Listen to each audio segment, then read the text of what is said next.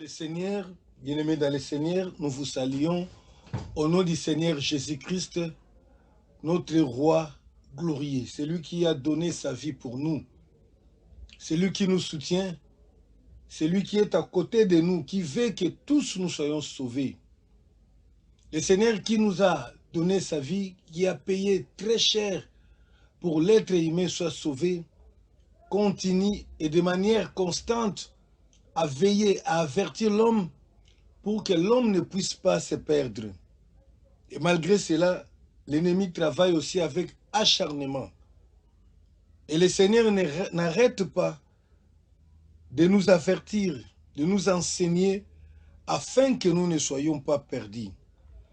Et aujourd'hui, le Seigneur nous accorde une grâce merveilleuse de pouvoir partager cet enseignement que nous avons intitulé « La doctrine de la prospérité démantelée en 4 points ». La doctrine de la prospérité que nous savons bien aimé être aujourd'hui l'une des doctrines qui a fait un grand mal à l'Église du Seigneur Jésus-Christ. J'aimerais d'abord que nous puissions lire cette portion de l'Écriture dans la Bible, dans le livre de 2 Timothée chapitre 4, du verset 3, les versets 3 et 4. 2 Timothée, je lis. Toute écriture, bon, je disais plutôt 2 Timothée chapitre 4, là je voulais lire chapitre 3, chapitre 4, versets 3 et 4, je lis au nom du Seigneur Jésus-Christ. Car il viendra un temps où les hommes ne supporteront pas la saine doctrine, mais ayant la démangeaison d'entendre des choses agréables, ils se donneront une foule de docteurs selon leurs propres désirs.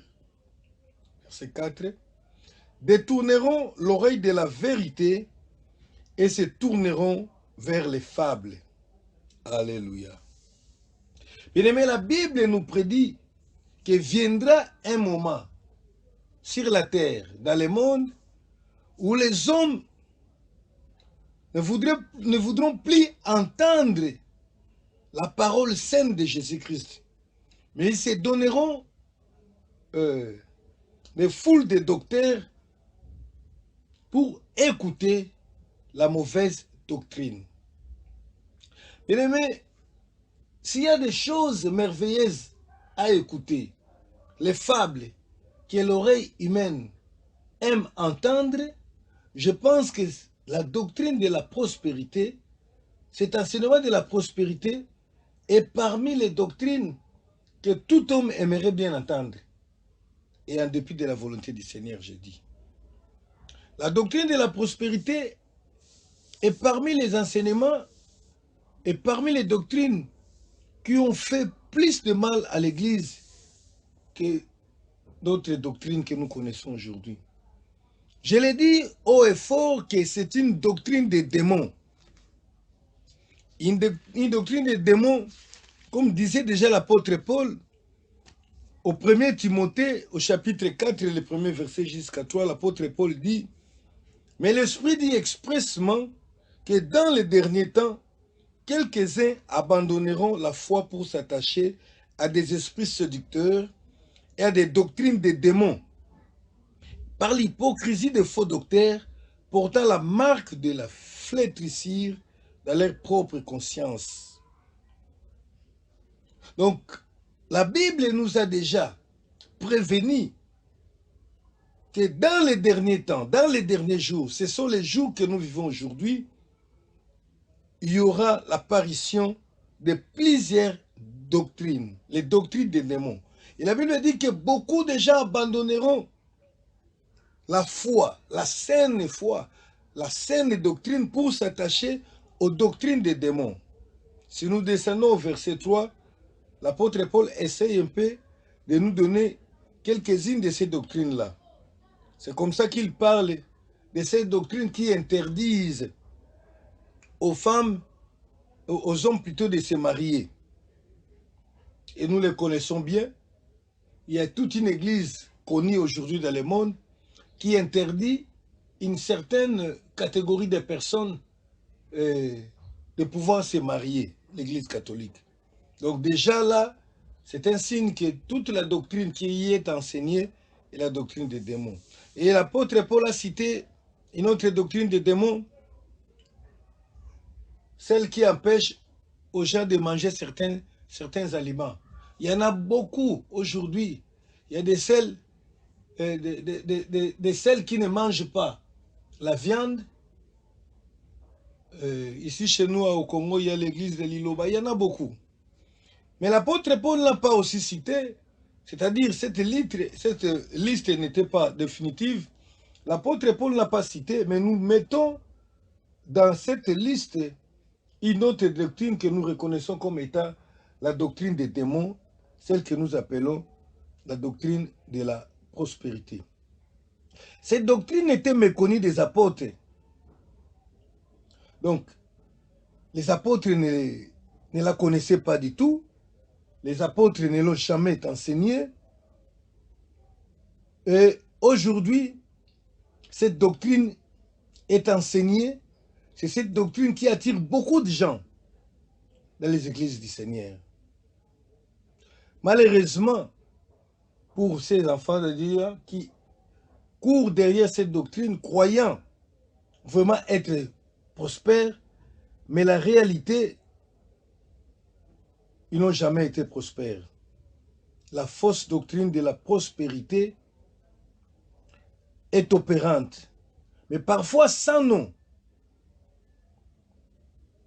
Parfois, les gens qui professent la doctrine de la prospérité ne vont pas vous dire que voilà, notre doctrine s'appelle la doctrine de la prospérité, mais nous pouvons la découvrir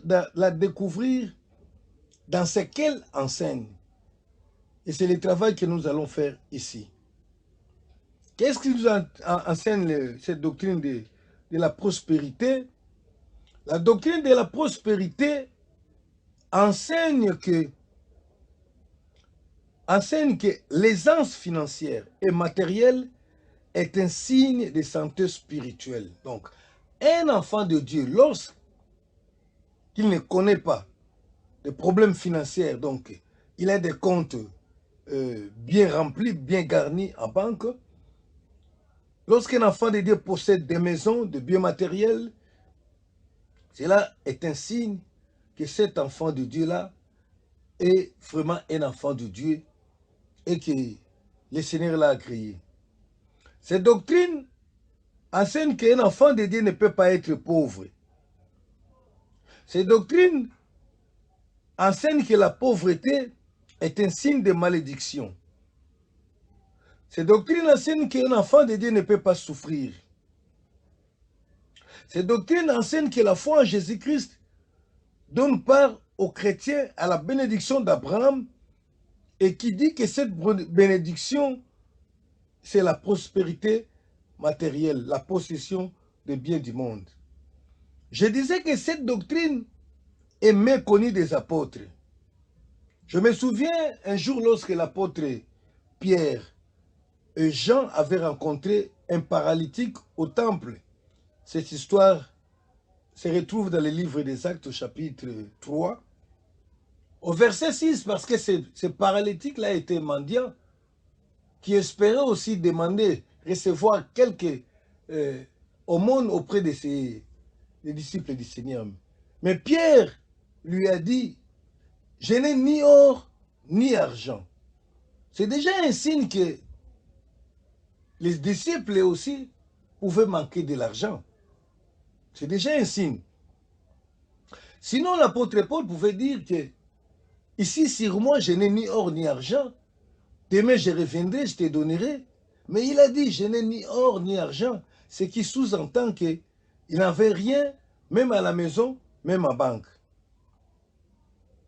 Et si nous allons très loin, nous allons voir que l'apôtre Paul, qui est l'apôtre par excellence des païens, raconte un peu de sa vie. Il dit quoi dans le livre d'1 Corinthiens chapitre 4, à partir du verset 9? L'apôtre Paul dit, car Dieu, me semble, a fait de nous apôtres les derniers des hommes, des condamnés à mort, En quelque sorte, puisque nous avons été en spectacle au monde, aux anges et aux hommes. Verset 10, il continue pour dire, nous sommes fous à cause de Christ, mais vous, vous êtes sages en Christ. Nous sommes faibles, mais vous êtes forts. Vous êtes honorés et nous sommes méprisés. Jusqu'à cette heure, nous souffrons la faim, la soif, la nudité, nous sommes maltraités, errants ça et là. Alléluia. Donc l'apôtre Paul donne un peu l'image de ce qu'il a constaté dans la vie des disciples, des apôtres de ce temps-là. Quel contraste voyons-nous entre les apôtres de la Bible et ceux d'aujourd'hui, qui se promènent en pompe, entourés des gardes du corps, où parfois on étale les tapis rouges. En absence de tapis, parfois les femmes enlèvent les pagnes, ou les gens qui se présentent, je ne sais pas moi, avec une extravagance, avec un habillement vraiment extravagant, qui montre déjà qu'ils sont riches. Mais l'apôtre Paul est en train de dire que, il me semble, donc c'est-à-dire après avoir analysé, après avoir regardé, il constate enfin que, non, c'est comme si le Seigneur a fait de nous les apôtres. Donc il parle des apôtres, cela englobe bien le corps pastoral. Donc j'ai l'impression que le Seigneur a fait de nous les derniers des hommes. Il dit que jusqu'à présent nous souffrons la faim, la nudité. Hein? Imaginez-vous une personne qui souffre de la faim, qui souffre de la soif, de la nudité, qui est errant ça et là, qui manque parfois une adresse. Ce n'est pas quand même une personne prospère financièrement. Donc là, nous ne sommes pas, en prêchant, en donnant cet enseignement, nous ne sommes pas en train de faire l'apologie de la doctrine de la médiocrité ou de la misérabilisme. Donc nous ne sommes pas en train de dire que être pauvre, c'est ce qui plaît au Seigneur. Oui, ce n'est pas ce que nous sommes en train de dire. On peut bien être pauvre, pécheur, arrogant, orgueilleux, parce que beaucoup déjà pensent que quand on est pauvre, c'est alors qu'on est humble. Non. Mais il est vrai que la Bible nous dit aussi que malheur aux riches. Donc nous sommes en train de prêcher la vérité, que la doctrine de la prospérité ne vient pas de Dieu. C'est comme ça que notre enseignement consiste à la démanteler en 4 points. La doctrine de la prospérité est démantelée en 4 points. Donc c'est une doctrine que les disciples n'ont jamais connue, que les apôtres n'ont jamais prêchée. Et d'ailleurs, j'ai dit, si nous devons courir derrière la richesse, alors que le Seigneur lui-même dit, par exemple dans Luc chapitre 6 au verset 24, la Bible dit ceci, Luc 6, 24, le Seigneur dit, malheur aux riches. Mais bien aimé, il faut être quand même malade pour chercher à être casé dans cette catégorie dans laquelle le Seigneur professe déjà une malédiction. Luc chapitre 4, verset 24. La Bible dit ceci. Luc, s'il vous plaît. Attendez que j'y arrive. Luc, chapitre 6 plutôt. Voilà, Luc chapitre 6, verset 24. Veuillez m'excuser un peu. Voilà, je dois arriver. Voilà, malheur, mais malheur à vous, riches, car vous avez votre consolation. Dans ce chapitre, en quelque sorte, le Seigneur est en train de distribuer les bénédictions et les malédictions. Errez vous qui avez faim, errez vous qui plairez maintenant, errez serez-vous lorsqu'on vous haïront, lorsqu'on vous chassera, on vous outragera, qu'on jettera votre nom comme infâme à cause du Fils de l'homme, et non pas errer parce que vous êtes voleur, on vous rejette et vous dites que vous êtes erré. Non. Lorsque vous faites du bien et que vous êtes rejeté à cause du Seigneur, réjouissez-vous. Mais il dit au verset 24, Luc 6, mais malheur à vous, riches, car vous avez votre consolation. Je ne suis pas en train de dire qu'être riche, c'est un péché, mais c'est quand même, ça peut être, je dirais que c'est une malédiction. Voilà. Parce que la Bible dit malheur à vous riches. Pourquoi c'est une malédiction? C'est-à-dire c'est quelque chose qu'un enfant de Dieu ne peut pas vouloir à tout prix. Parce que la Bible nous démontre que le Seigneur lui-même, après avoir analysé, après avoir parlé sur certaines choses, il conclut pour nous dire que il est difficile pour un riche d'être sauvé. Matthieu chapitre 19, verset 23. La Bible dit ceci. Jésus dit à ses disciples, je vous le dis en vérité, un riche entrera difficilement dans le royaume des cieux. Imaginez-vous que le Seigneur a déjà prononcé cette difficulté, mais maintenant une église se met à prêcher, à dire aux gens que faites tout pour entrer difficilement dans le royaume des cieux. D'ailleurs, le royaume des cieux lui-même est difficile à entrer. C'est le Seigneur lui-même qui l'a dit. Efforcez-vous d'entrer par la porte étroite. Et nous allons encore ajouter à cette difficulté de l'étroitesse de la porte une autre difficulté d'être riche. Cependant, la Bible dit que cela n'est pas impossible. Ce qui est impossible aux yeux des hommes n'est pas impossible aux yeux du Seigneur.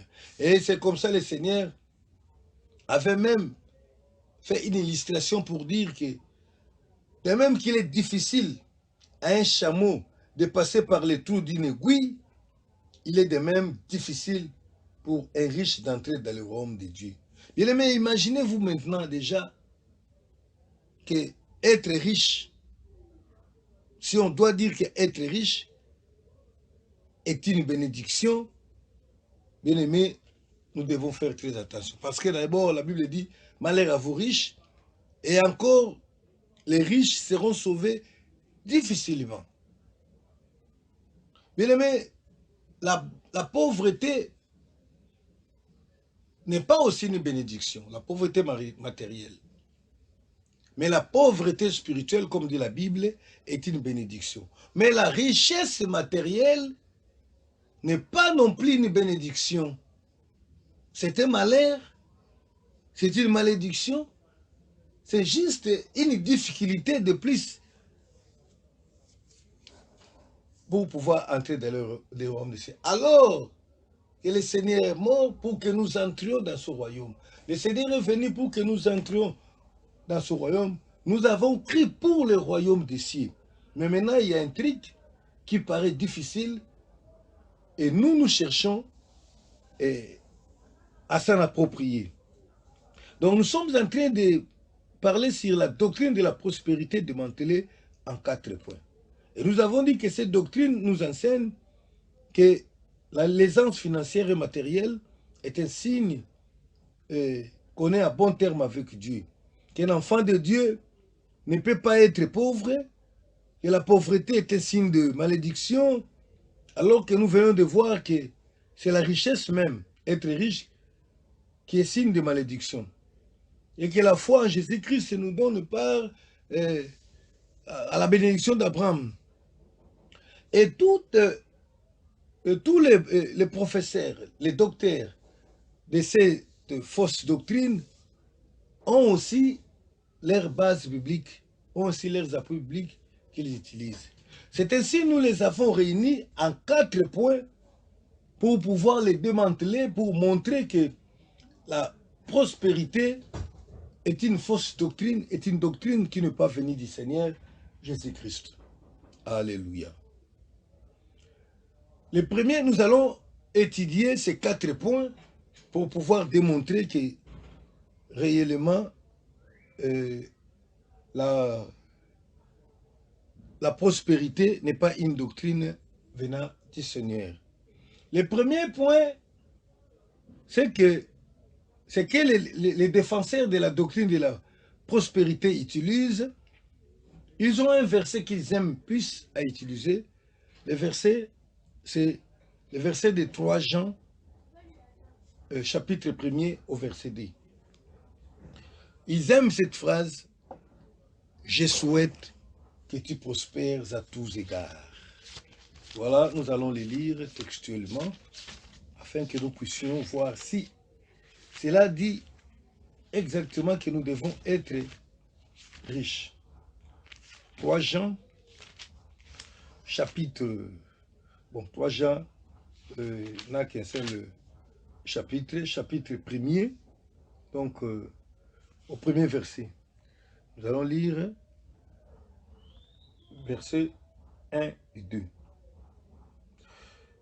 L'ancien à Gaius, le bien-aimé, que j'aime dans la vérité. Bien-aimé, je souhaite que tu prospères à tous égards et sois en bonne santé comme prospère l'état de ton âme. Vous allez vous retrouver que les défenseurs de la doctrine de la prospérité ont pour premier argument que c'est de la volonté du Seigneur que nous soyons prospères. Nous voudrions ici analyser bien, étudier bien ces textes pour voir si c'est exactement, c'était ça la pensée de Dieu lorsque les hommes de Dieu avaient envoyé cette lettre ou a donné ce message. D'abord, il y a une chose que je constate, c'est que la Bible dit, c'est l'apôtre Jean qui a envoyé ce message qui dit, « Je souhaite que tu prospères, je souhaite. » Donc, cette parole n'est qu'une intention, n'est qu'un souhait. Et nous savons qu'un souhait est un vœu, est un désir, mais qui est aléatoire. Un souhait n'est pas une obligation. Un souhait n'est pas une réalité probable. Un souhait est un fait aléatoire, incertain, improbable. On dirait même un souhait hasardeux. Je souhaite. Donc, quand quelqu'un souhaite, cela ne veut pas dire que la personne là signe, déclare que je veux qu'il en soit ainsi. On peut toujours souhaiter, comme nous l'avons toujours fait. Nous souhaitons de joyeuses années à nos familles, à nos amis, mais il arrive toujours que cela ne se réalise pas.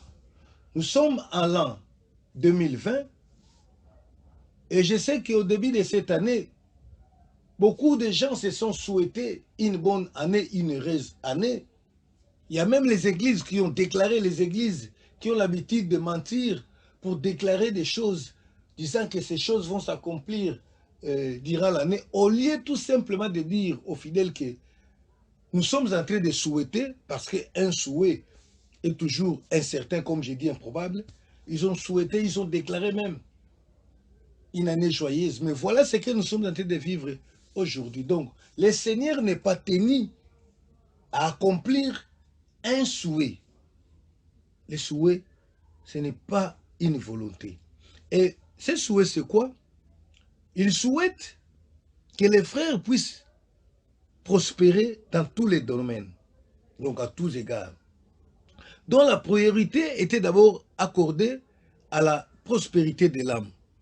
C'est comme ça que la Bible nous dit, « Bien-aimé, je souhaite que tu prospères à tous égards et sois en bonne santé comme prospère l'état de ton âme. » Donc, il y avait déjà ce qui était voulu prospère, c'était l'état de l'âme de la personne qui avait écrit. Et là, il n'y avait pas de souhait, mais c'était une volonté délibérée que tous les enfants de Dieu puissent prospérer en âme, c'est-à-dire qu'ils puissent grandir, qu'ils deviennent riches dans de bonnes œuvres, dans la connaissance du Seigneur Jésus-Christ.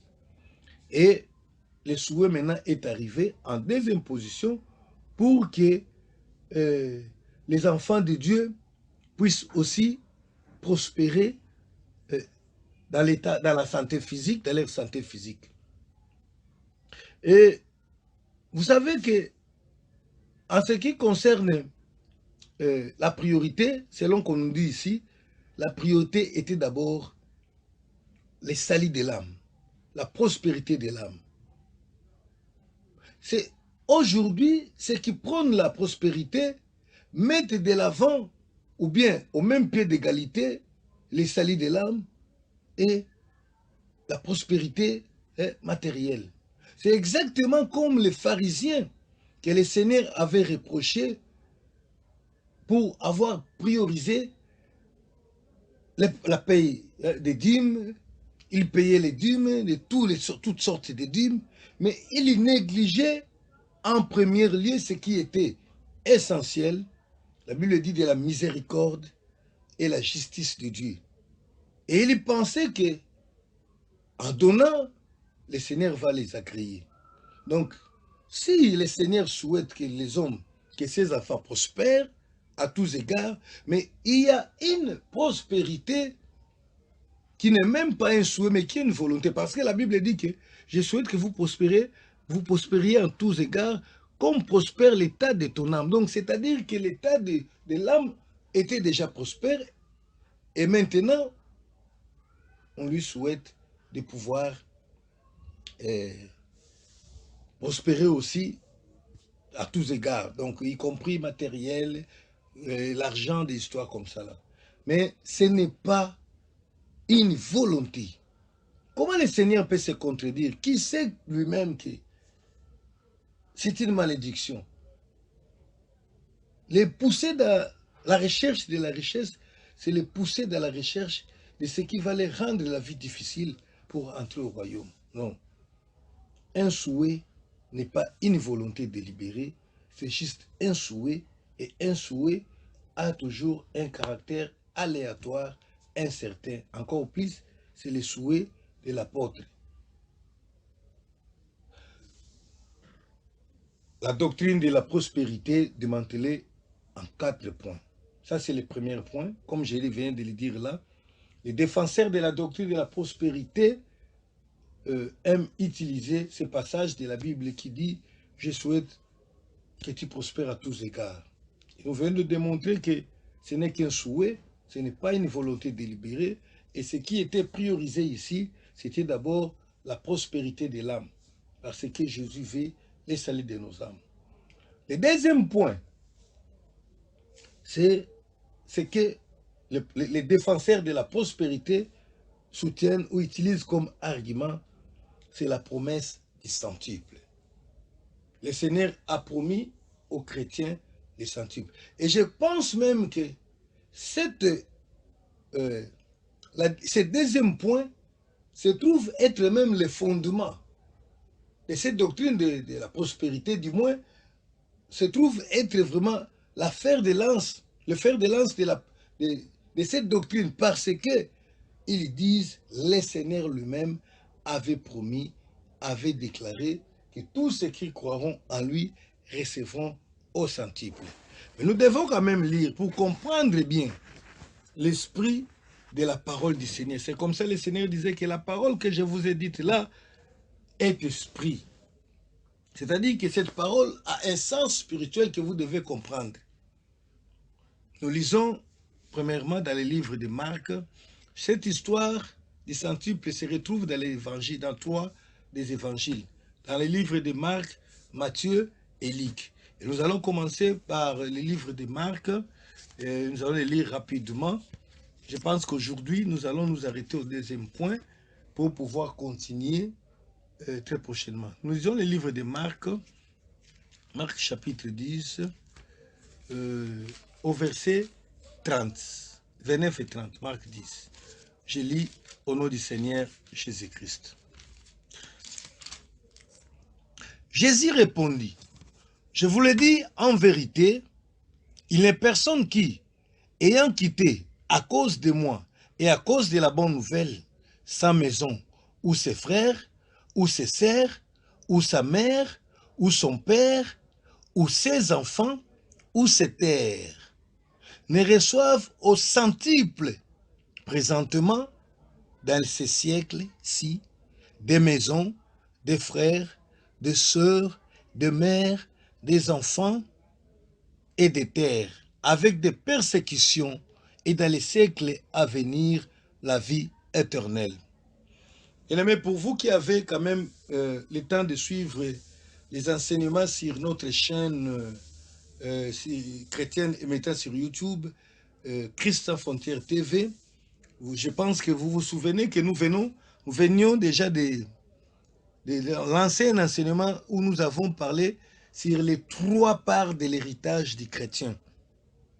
Et nous retrouvons ces 3 parts ici, l'héritage que le Seigneur a donné à tous ceux qui croient en lui, du moins à tous ceux qui l'ont accepté d'être leur Seigneur et Sauveur, et qui ont abandonné beaucoup de choses à cause de l'évangile ou bien à cause du Seigneur.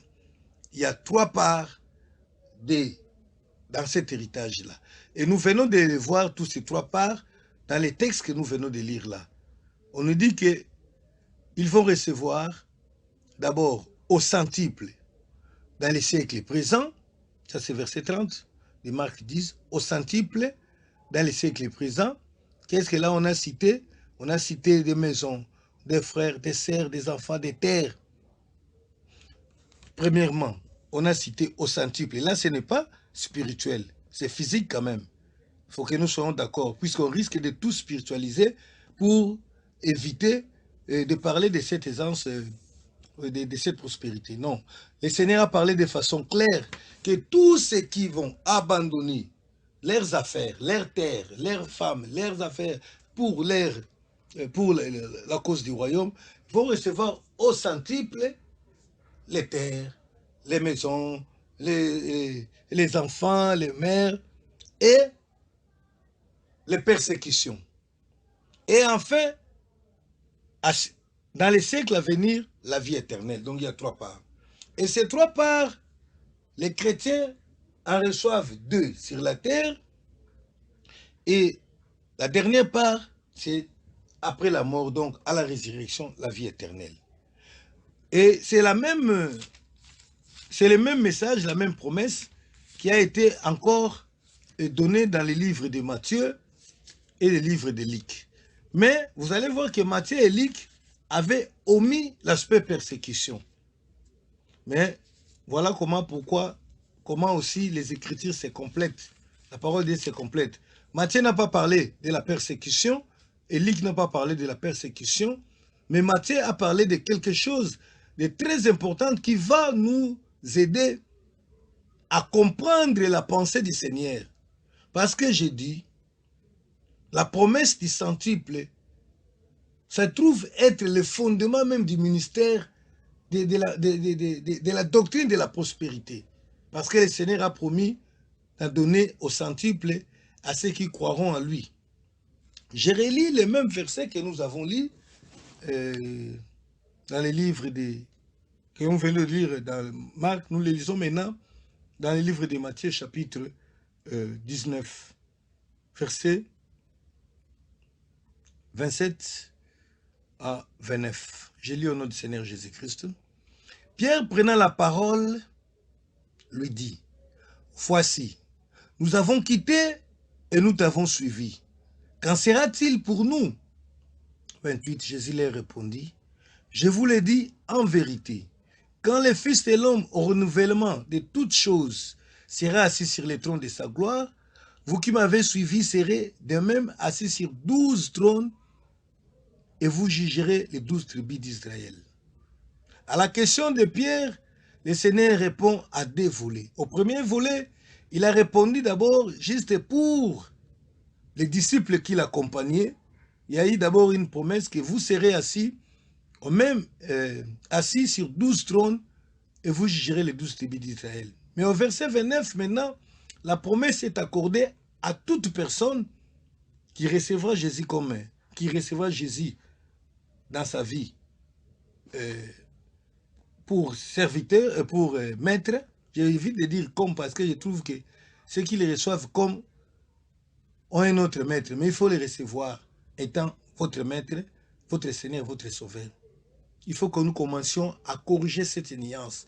Beaucoup de gens ont reçu Jésus comme, et comme n'est pas égal, ils ont reçu Jésus comme à un certain moment ils l'ont abandonné parce qu'ils avaient d'autres maîtres. Il faut recevoir Jésus étant votre Seigneur et votre Sauveur. Voilà, au verset 29, la Bible dit ceci, « Quiconque aura quitté à cause de mon nom. Suivez bien et retenez bien. Quiconque aura quitté à cause de mon nom ses frères, ou ses sœurs, ou son père, ou sa mère, ou sa femme, ou ses enfants, ou ses terres, ou ses maisons, recevra les centuples et héritera la vie éternelle. Je disais que Matthieu a omis la deuxième part du royaume que nous recevons sur la terre, les persécutions. Nous savons que c'est évident, c'est toujours là. Mais Matthieu a parlé de quelque chose d'important qui va aider pour comprendre la pensée du Seigneur. Il a dit ceci. Le Seigneur dit, quiconque aura quitté, qu'est-ce qu'on est en train de quitter ici? Il y a à quitter d'abord les frères, les sœurs, son père, puisqu'en réalité, on n'en a pas deux pour la naissance biologique. Il n'y a qu'un seul père, il y a aussi une seule mère. Son père, sa mère, sa femme. Le Seigneur reconnaît encore qu'il n'y a pas de ces femmes, quelqu'un qui aura quitté sa femme, ou ses enfants, ou ses terres. Et cette personne-là va recevoir au centuple ces choses de la terre. De l'autre côté, on a parlé des sœurs, des frères, des sœurs, des mères, des pères au centuple. Mais comme Marc n'avait pas parlé des femmes, il n'y avait pas moins qu'aussi on parle que des femmes, hein, des femmes au centuple. Voilà. Maintenant, l'erreur de la doctrine de la prospérité, c'est quoi? C'est la mentalité capitaliste qui se trouve dans la tête des fondateurs de cette doctrine, que j'estime bien être les Américains. C'est ça le cœur du capitalisme. C'est ce que les Américains nous ont amené. C'est quoi l'erreur? L'erreur, c'est la mentalité capitaliste qui gère aujourd'hui le monde. Parce que la possession capitaliste diffère de la possession de Dieu. Et vous savez même à propos de ça, les défenseurs de cette, disons, ils sont vraiment les promoteurs, ils ont promis, ils ont défendu cette fausse doctrine, la doctrine des démons, de la prospérité.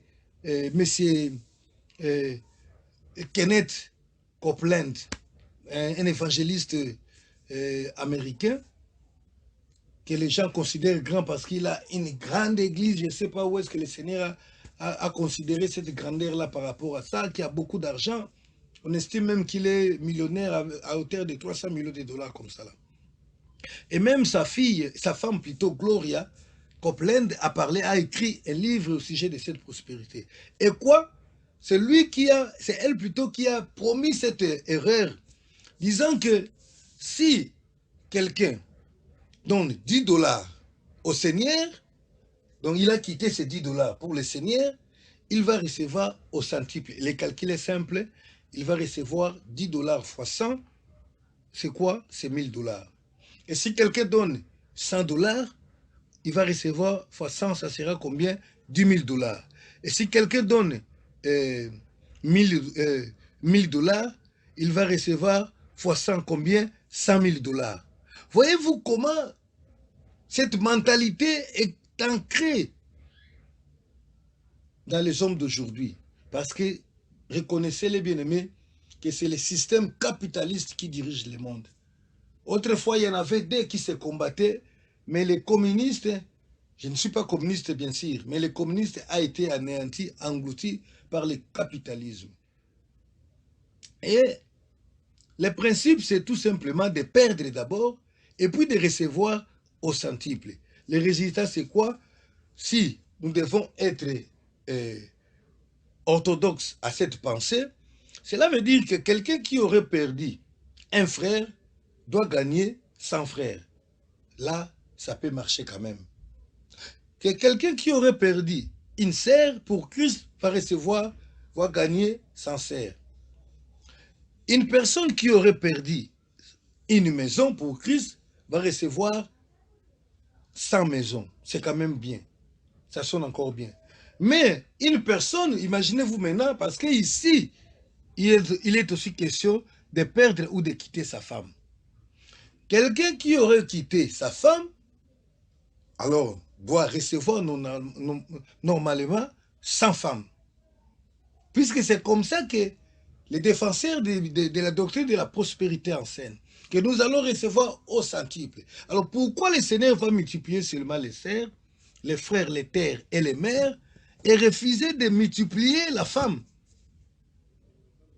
Si nous pensons de façon capitaliste, c'est comme ça que nous allons voir l'accomplissement de ces versets. Or, les défenseurs du capitalisme, les défenseurs de la doctrine de la prospérité se basent sur ces versets. Et vous savez, l'autre qui, Isaac avait semé, et puis il a réussi au centuple. Centuple, c'est tout simplement multiplié par 100. Bien aimé, imaginez-vous maintenant, moi j'avais perdu ma femme, c'est-à-dire, d'ailleurs la Bible dit ceci, celui qui quitte sa femme, qui ne veut pas quitter son père, sa mère, n'est pas digne du royaume, puisqu'on doit quand même quitter.